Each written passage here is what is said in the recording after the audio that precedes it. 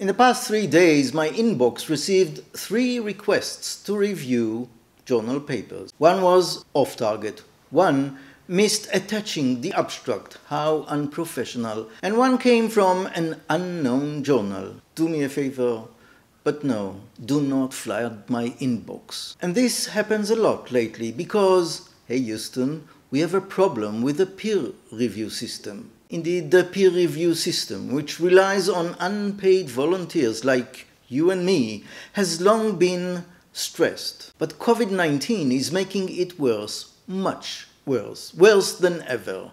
And your career might be at risk, slowed down. So please be aware of changes in the peer review system and beware. The problem with the system of reviews was building up over the years. Ranking systems push more and more scholars to try and publish in the top journals, thereby stressing their editors, boards and reviewers ever more. Even niche journals receive far more manuscripts for review than they previously did. You probably know this, but the review system is basically based on goodwill. Reviewers like you and me are not paid by journals even when they are for profit. Basically, science journals are based on an army of volunteers, and those who get paid by our free labor basically exploit our time, effort, and expertise. But the pandemic has derailed the delicate system that worked until recently. COVID-19 disrupted academia. Therefore, with the shadow of the Great Resignation behind us, volunteering to conduct reviews is increasingly frowned upon. Indeed, journal editors in all fields report that reviewers are significantly less likely to agree to review articles today. Some reviewers fail to respond. Maybe some died from COVID-19, who knows? But the result is clear. Journal editors have problems locating reviewers, with some searching for reviewers again and again. And reviewers who agree to read manuscripts often respond after months of waiting. Hello, I am Professor Gad Yair, and in my YouTube channel and in my course, Landing Your Academic Career, you will learn everything you need to know about academia and science careers. Here I provide you with tips, suggestions and recommendations along with general exposure to higher education trends. Join me on your journey to land an academic career. Yes, you might think that the pandemic would have motivated scholars to send fewer submissions, but it has not. The overall number of submissions was mostly steady during COVID-19. In some areas, they've actually increased. Biology, you can guess, and medicine. This has steered the system. Inside Higher Education recently reported that Gail Sinatra is stepping down as associate editor of the American Psychological Association Journal of Experimental Psychology Applied. Officially, she said, she quit because she is becoming an associate dean. But the truth is that, like so many other journal editors, Sinatra is facing a serious shortage of available scholars to review submitted articles. And it is a problem she cannot solve on her own. I've had a good run, she said. I've done 3 journals and I have enjoyed all 3 of these experiences. But I have picked out because it has just become too difficult. That is, trying to find reviewers and chasing late ones and apologizing to the scholars who want to know if and when their delayed articles will be published. Here is the problem. The delays in reviews mean that scholars need more time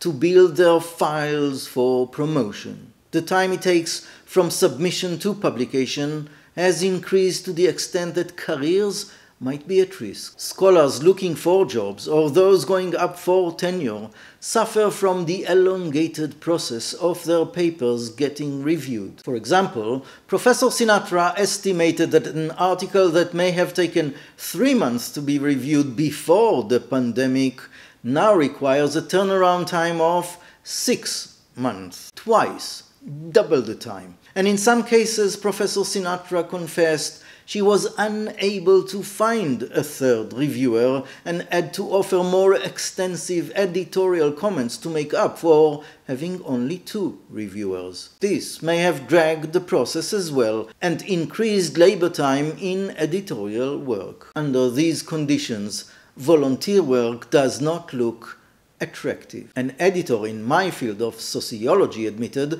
that it used to take 3 or 4 attempts to find a willing reviewer for an article. Now, he says, it takes around 8 attempts.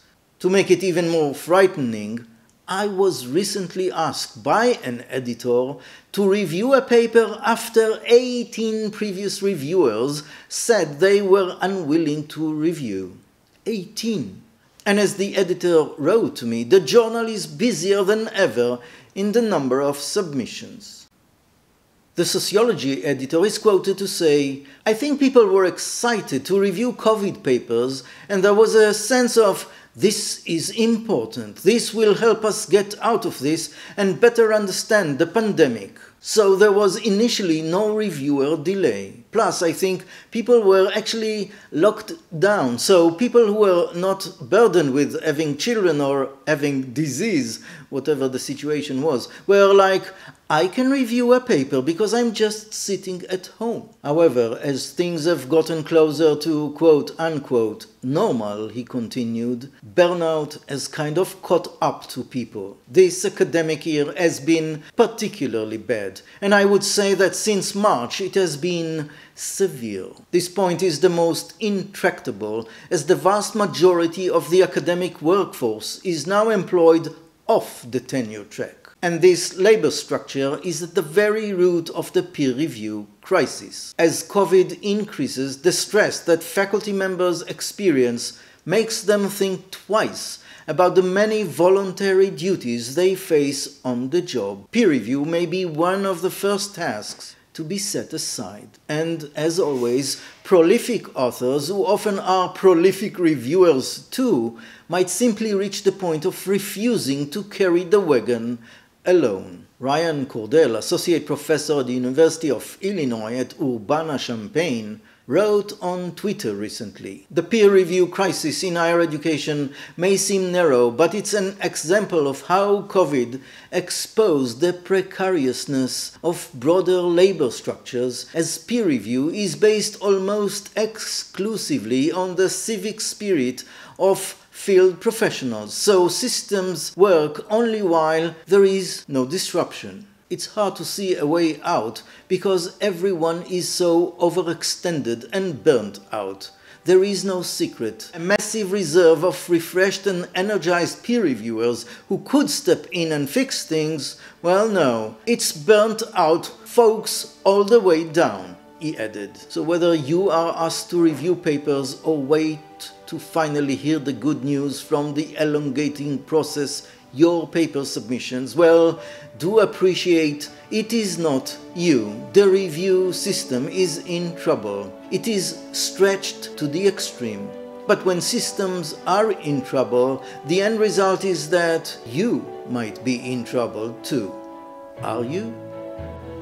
I would love to hear your response. Please leave comments below and sign up for my channel. And if you want to land an academic career despite its voluntary aspects, click the link in the description below. Until next time, I am Professor Gad Yair.